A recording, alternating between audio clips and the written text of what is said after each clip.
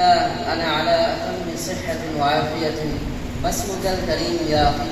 اسمي محمد رباح بن حسن. وما اسمك أنت؟ اسمي حارث. هنيئا لك يا أخي. أهناك شيئا تهنئني؟ نعم يا أخي. لا تعرف مجلسنا اليوم عن استقلال الباكستان؟ نعم. متى أسس دولتنا الباكستان؟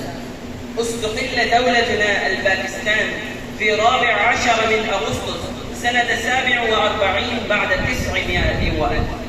وعلى أي منهج تحصل دولتنا الباكستان؟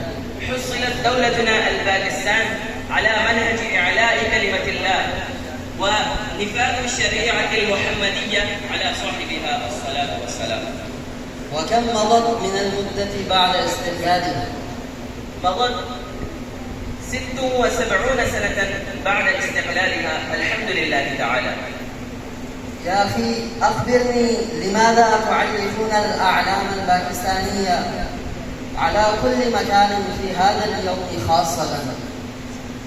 طيب، خلف هذا المنظر خلفية لا بد أن تعرفها. تتجدد تضحيات الاستقلال في أذهان الأسلاف، ثم هم ينقلون هذا الإرث إلى أجيالنا. وهل تمكن القوم على الحرية كاملة أم لا؟ بالأسف الشديد قد تمكنا على الحرية البدنية، ولكن عقولنا ما زالت كعقول عبث الأغيار.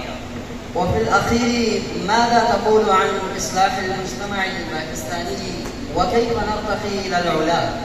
أقول لك قولي هذا: نحن بأمس الحاجة للحرية العقلية وللاتحاد والاتفاق كي نحصل المرام.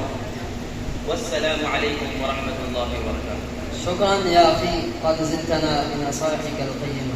السلام.